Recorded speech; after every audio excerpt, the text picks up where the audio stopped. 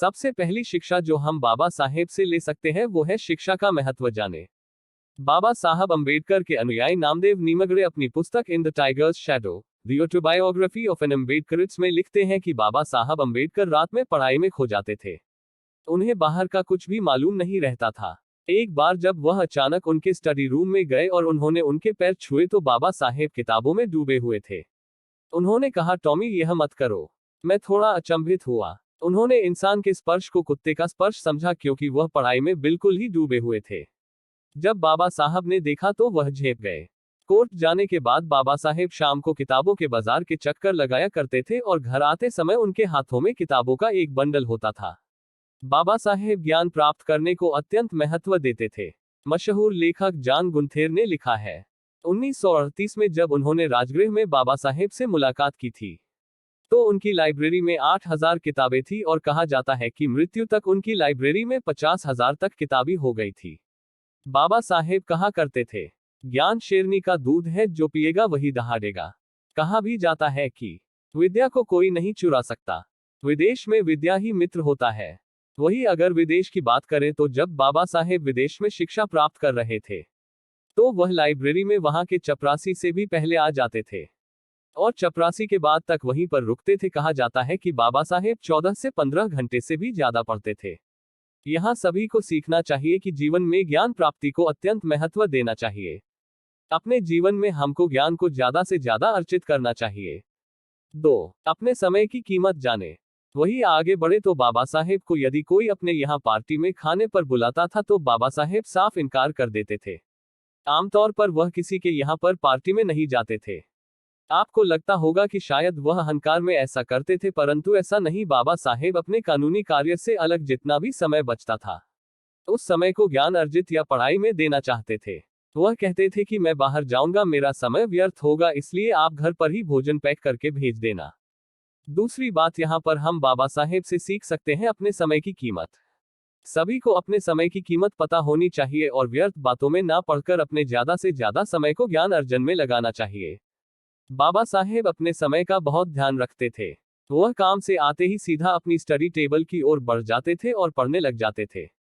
कहा जाता है कि बाबा साहेब देर रात तक पढ़ते थे और फिर जब वह कोर्ट में सुबह काम पर जाते थे वहां पर भी दोपहर को जब भी समय लगता था डाक से आई नई पुस्तकें पलट रहे होते थे। 3. दृढ़ इच्छाशक्ति या मेंटल टफनेस। 9 साल के बच्चे को क्लास में अन्य बच्चों से अलग बैठाया जाता था। बाबा साहेब अपने बैठने के लिए घर से बोरी लेकर जाते थे और उस बोरी को स्कूल का चपरासी भी हाथ नहीं लगाता था, इसलिए बाबा साहेब उस बोरी को रोज लेकर जाते थे और रोज लेकर आते थे। वही बाबा साहेब को स्कूल में उपलब्ध सामान्य जल स्रोत से पानी पीने की भी अनुमति नहीं थी। उनको चपरासी पानी दूर से देता था। जिस दिन चपरासी नहीं आता था तो उनको पानी भी नहीं मिलता था और उनको अनेक बार भेदभाव का सामना करना पड़ा।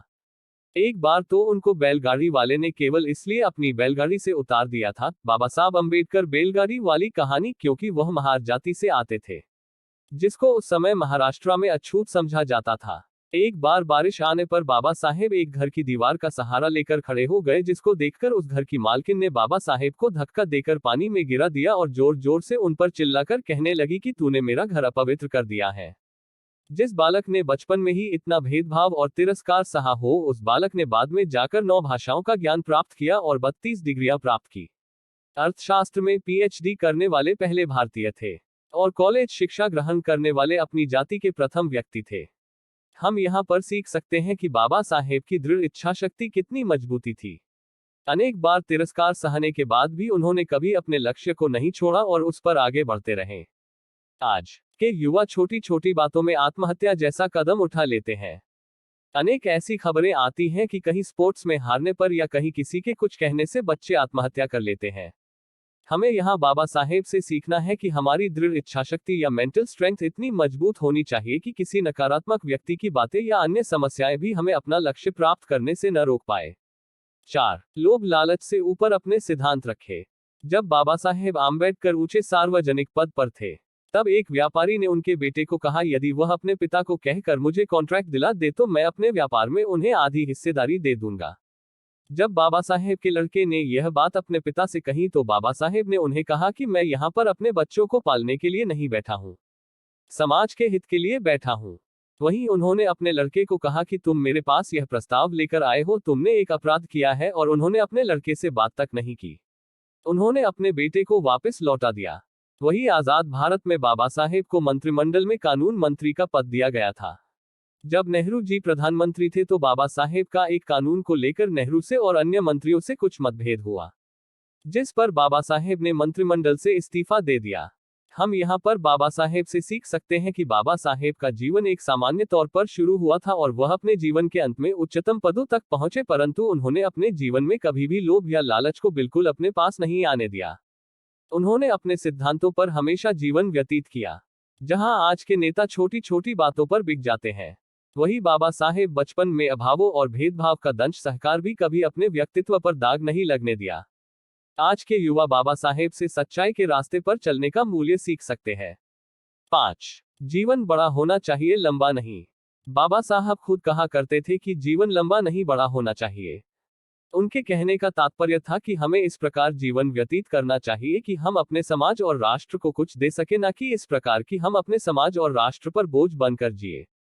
बाबा साहेब आम्बेडकर भी ज्ञान प्राप्त करने के बाद चाहते तो वह एक आलीशान और वैभवपूर्ण जीवन जी सकते थे, परंतु उन्होंने भारत में आकर अपने समाज के लोगों के लिए जीवन पर्यंत संघर्ष किया और अपने समाज के हित के लिए गांधी से आंखों में आंखें मिलाकर तर्क वितर्क किए हैं।